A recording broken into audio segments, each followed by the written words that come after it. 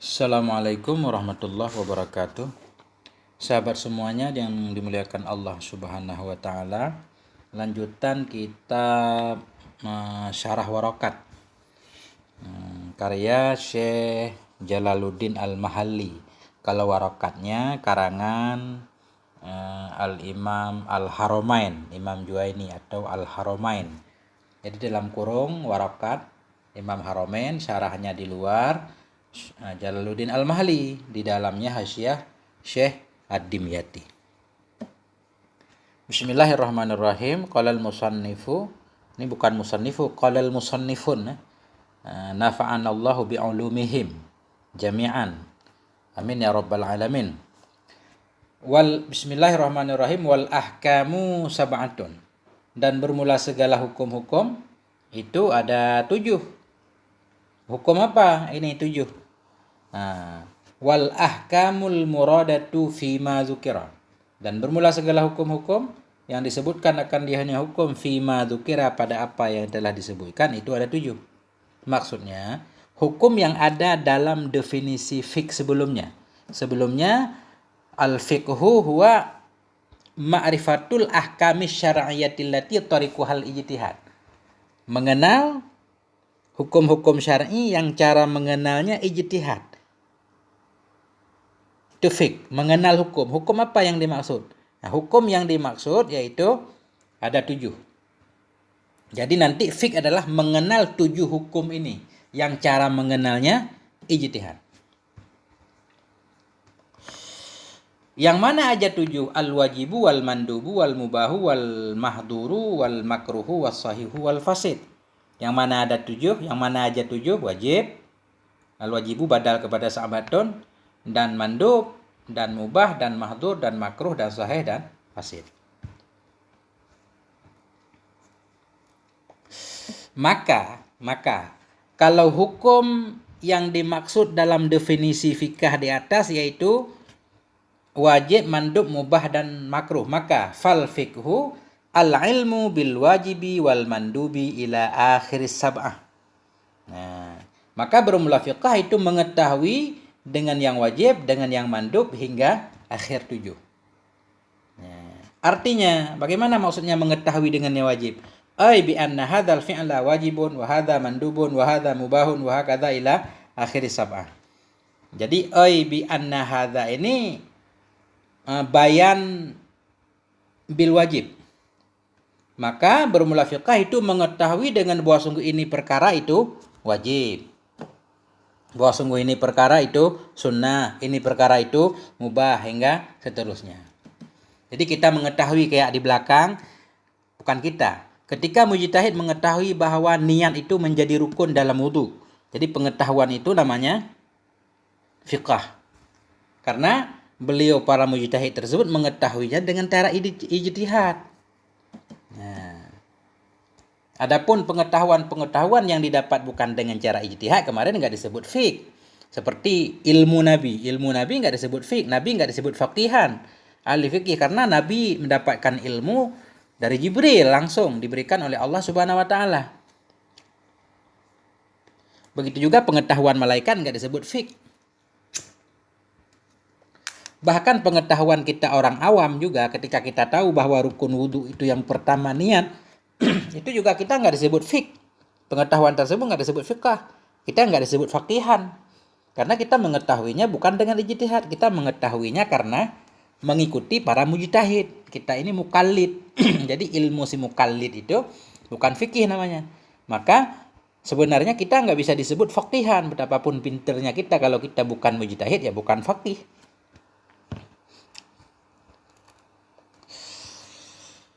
Lanjut. Fal wajibu min haitsu wasfuhu. Fal wajibu min haitsu wasfuhu bil wujubi ma yusabu ala fi'lihi wa yu'aqabu ala tarkihi. Maka bermula wajib min haitsu, dari sekira-kira bermula menyifatinya wajib dengan wujub. Jadi sesudah haitsu bacanya wasfu, nggak boleh wasfi. Karena haitsu itu satu isim yang dia mesti diidhofahkan kepada jumlah.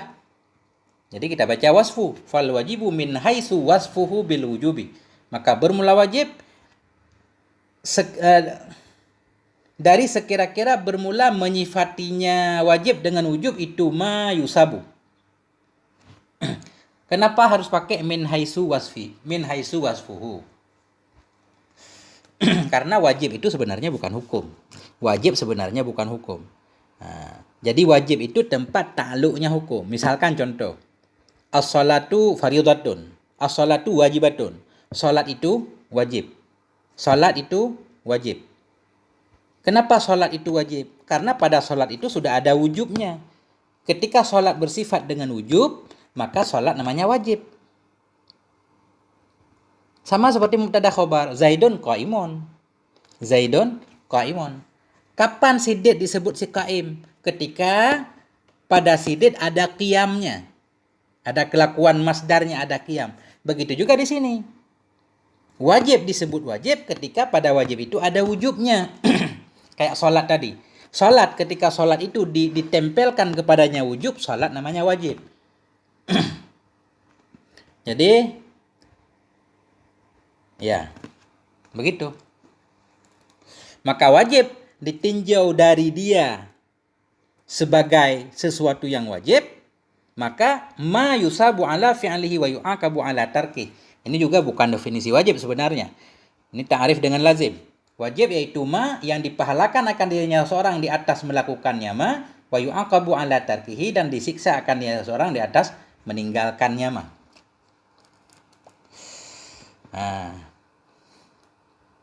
Jadi, sesuatu perbuatan yang wajib tanpa melihat hal yang lain, karena melihat itu wajib, itu sesuatu yang bila dilakukan mendapatkan pahala, bila ditinggalkan seseorang itu akan mendapatkan siksa. Tanpa melihat perkara lain yang terhubung dengannya. Itu maksudnya min haisu, ditinjau dari sisi tinjauan. Min haisu itu sisi tinjauan. Contohnya begini. Misalkan seorang presiden, Pak Jokowi, ketika berbicara min haisu dia itu seorang pemimpin negara, semua masyarakat mesti mentaatinya. Karena sebagai kepala negara. Tapi ketika Pak Jokowi berbicara min haisu, dari sisi beliau itu sebagai kepala keluarga, yang wajib mengikutinya hanya kepala keluarganya. Begitu lebih kurang tinjauan min haisu. Jadi, wajib itu sesuatu yang bila dilakukan dia mendapatkan pahala, bila ditinggalkan mendapatkan dosa. Haruskah semua yang meninggalkan wajib itu disiksa? Enggak harus. Makanya Al-Mahli mengatakan, Syekh Jalaluddin Al-Mahli mengatakan, wa yakfi fi sidqil iqabi wujuduhu liwahidin minal usah. Dan cukuplah fi sidqil iqab, pada terbenar siksa oleh wujudnya siksa, liwahidin bagi seseorang, minal usah daripada pelaku maksiat.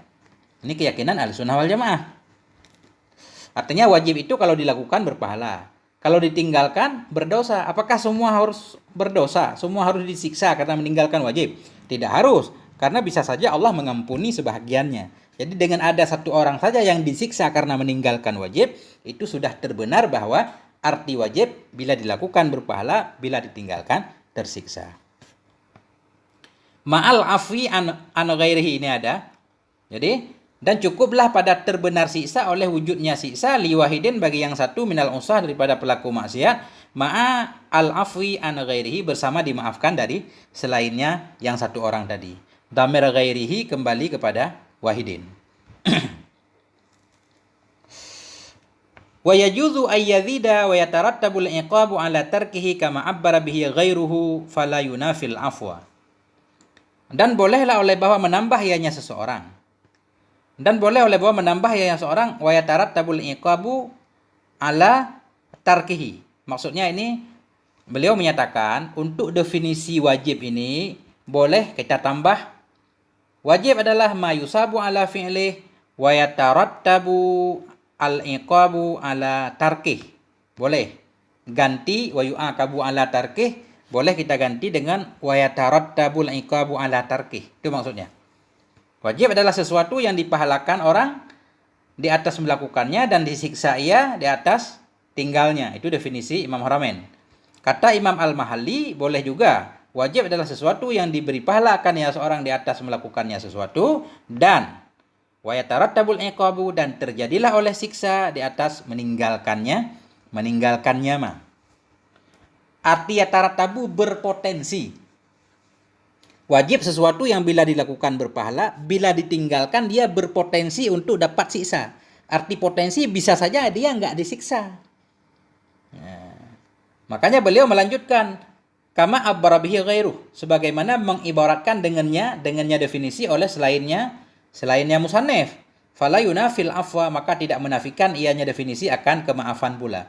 Jadi kalau kita tambah terjadilah oleh siksa, berpotensilah oleh siksa di atas meninggalkannya ma yang wajib. Itu masih ada peluang untuk dimaafkan oleh Allah Subhanahu wa taala. Jadi arti yatarattabu itu istihqaq. Dia berhak mendapatkan. Wajib sesuatu yang bila dilakukan diberi pahala, bila ditinggalkan dia berhak mendapatkan dosa.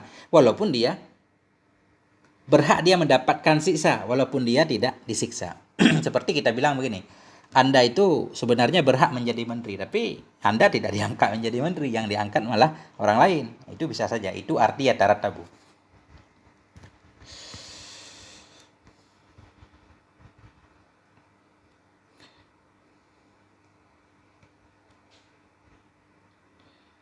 Wal mandubu min haitsu wasfuhu bin nadbi, dan bermula mandub dari sekira-kira bermula menyifatinya yang mandub dengan nadab, itu ma yusabu ala fi'lihi, ma yang diberi pahala akan dia seorang di atas melakukannya ma, wala yu'aqabu, dan tidak disiksa akan dia seorang di atas meninggalkannya ma. Sama seperti tadi. Jadi mandub itu bukan hukum tapi tempat ta'alluqnya hukum, muta'allaqul hukum. Jadi mandub ditinjau dari dia bersifat dengan nadab. Itu sesuatu yang bila dilakukan mendapatkan pahala dan tidak disiksa bila ditinggal. Nah, misalkan sholat duha mandub, kalau kita lakukan mendapatkan pahala, tidak kita lakukan tidak berdosa. Beda dengan wajib. Wajib kalau tidak kita lakukan berdosa. Itu ditinjau dari segi dia sunnah. Tapi kalau min haitsu yang lain, bisa saja hukumnya yang lain walaupun itu sunnah. Misalkan azan. Azan hukumnya sunnah. Kalau kita melakukannya berpahala, kalau kita tinggalkan tidak berdosa. Itu karena ditinjau dari dia min haitsu wasfihi bin nadab, karena sunnah.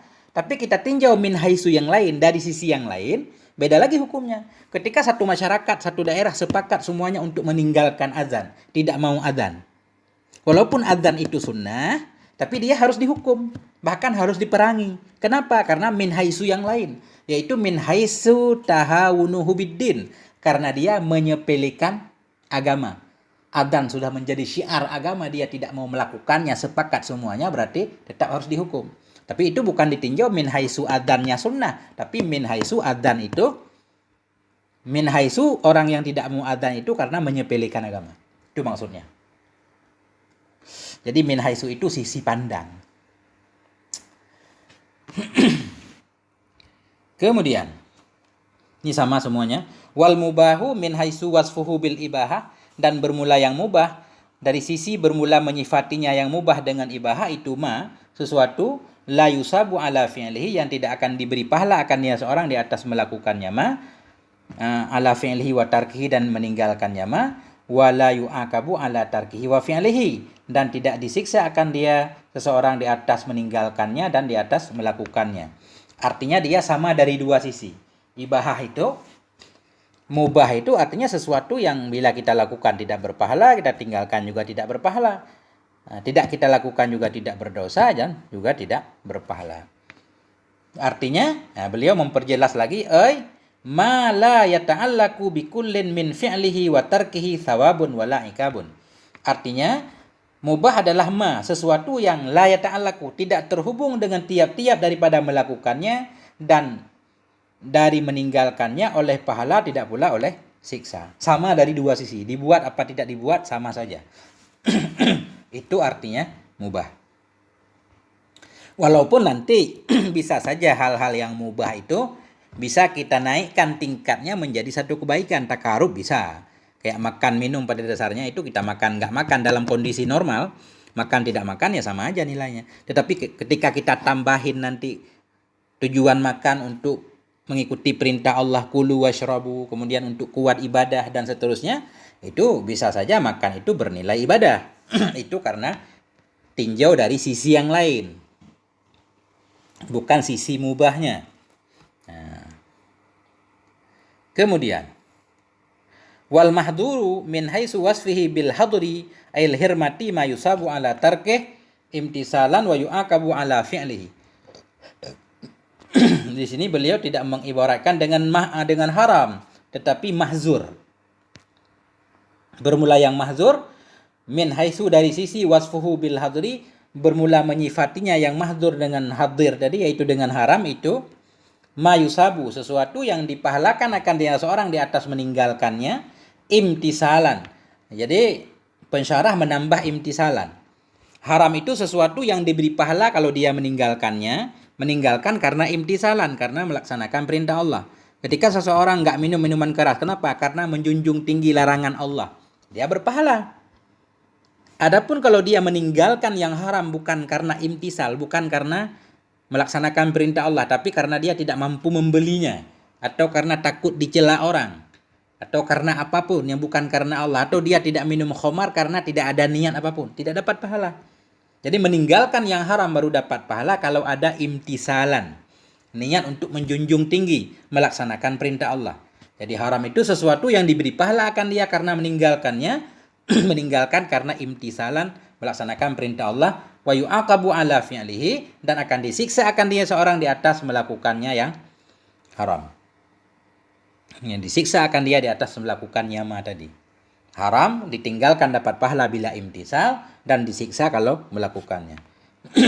Wal makruhu min haitsu wasfuhu bil kirahah, dan bermula makruh dari sisi bermula bersifatnya makruh dengan kirahah, itu ma yusabu ala tarkih, sesuatu yang diberi pahala akan dirinya seorang di atas meninggalkannya imtisalan, ditinggalkan karena imtisal juga, wala yu'aqabu ala fi'lih, dan tidak disiksa akan dirinya seorang di atas melakukannya.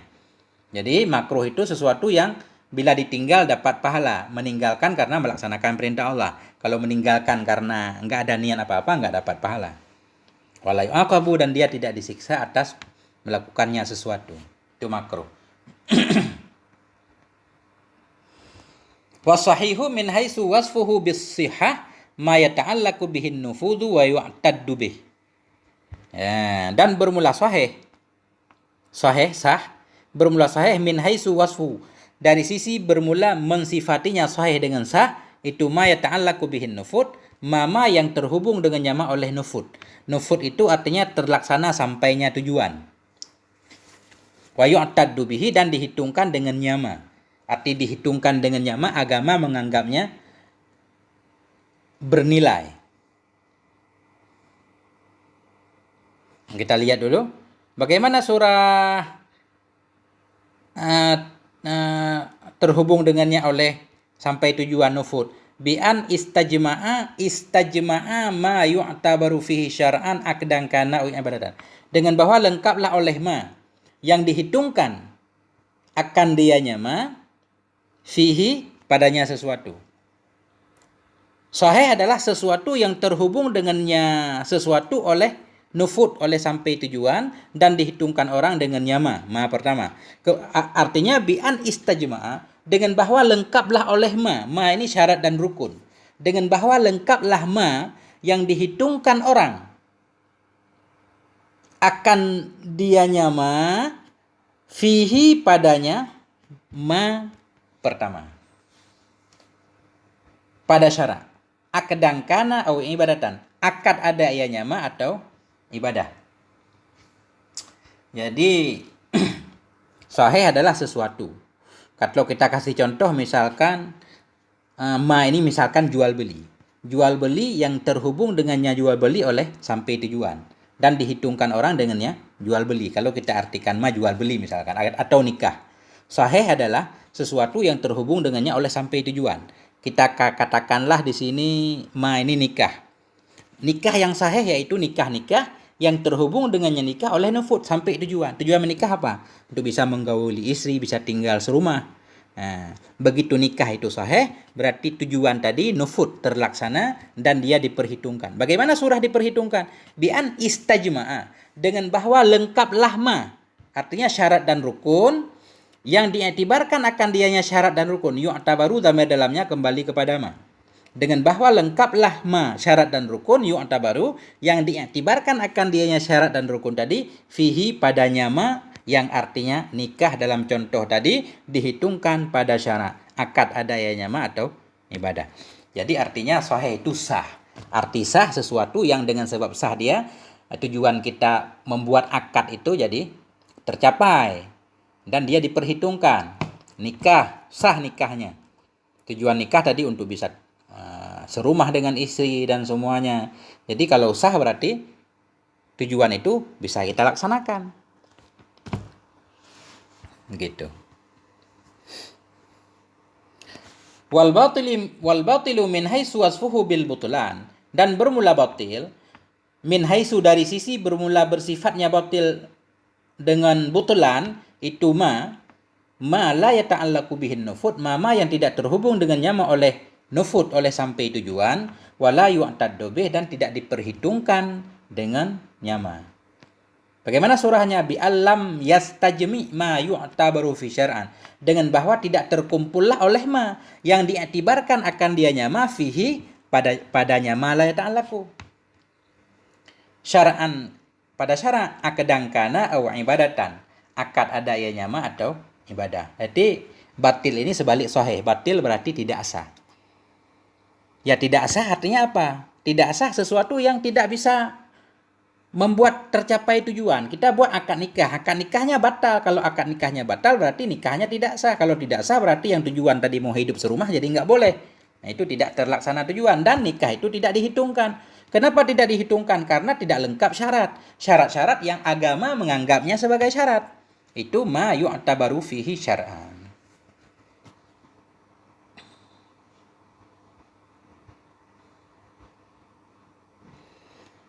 Jadi baik akad itu, baik perkara yang sah yang batal itu akad atau ibadah. Cuma bedanya begini.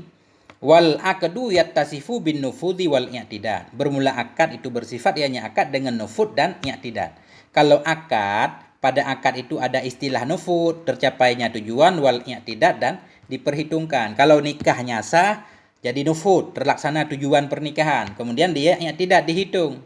Wal ibadatu tattasifu bil i'tidad faqat.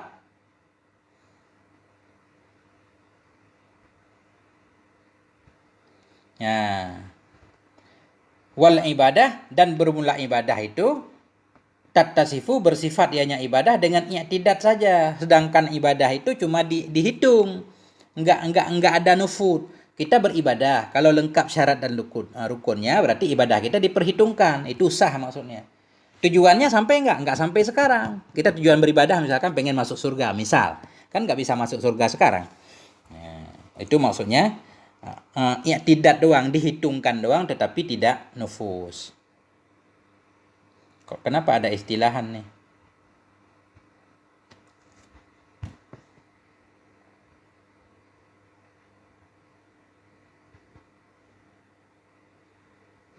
Oh, ya. Gini maksudnya. Dan bermula akad itu bersifat ianya akad dengan nufud dan i'tidad, dan bermula ibadah itu bersifat ianya ibadah, dan bermula ibadah itu bersifat ianya ibadah dengan i'tidad saja, istilahan pada istilah. Jadi dalam istilah itu ibadah itu cuma dianggap i'tidad. Ketika kita menyatakan ibadahnya sah, maksudnya ibadahnya dihitung, bukan terlaksana tujuannya. Secara istilah, karena tujuan ibadah itu pengen dapat pahala dari Allah, kan pahala kita nggak tahu, atau pengen masuk surga belum, masih jauh. Begitu mungkin lebih kurang yang saya tahu.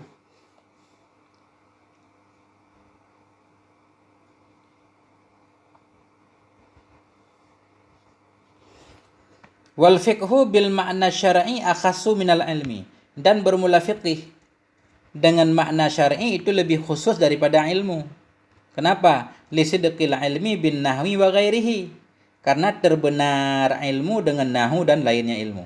Jadi fiqih kalau makna syar'i, makna istilah, makna istilah, bukan makna lughat. Fikih secara lughat memahami apapun namanya fikih. Tapi fikih secara syar'i artinya itu lebih khusus daripada ilmu, karena fikih yaitu mengenal hukum-hukum syara yang cara mengenalnya ijtihad. Itu baru disebut fikih secara syar'i. Makanya artinya lebih khusus daripada ilmu. Ilmu umum, mengetahui apa saja disebut ilmu. Lisidqil ilmi bin nahwi, karena terbenar ilmu dengan nahwu. Orang yang pinter nahwu tahu mubtada itu marfu, itu namanya ilmu. Karena terbenarnya ilmu dengan nahwu dan lainnya nahwu. Orang tahu tasrif segala macam itu nama ilmu. Tapi ketika orang tahu bahwa mubtada itu marfu, tidak disebut dia itu fiqih atau faqihan. Jadi faqihan khusus terikat dengan mengetahui hukum-hukum yang ijtihad. Fakullu fikhin ilmun walaysa kullu ilmin fikhan. Maka bermula setiap fikih itu ilmu, setiap fikih itu ilmu, dan tidaklah setiap ilmu itu fikih, karena fikih lebih khusus. Wallahu a'lam bissawab wa ilaihil marji wal ma'ab. Mohon maaf atas segala kekurangan. Wal afa minkum. Wassalamualaikum warahmatullahi wabarakatuh.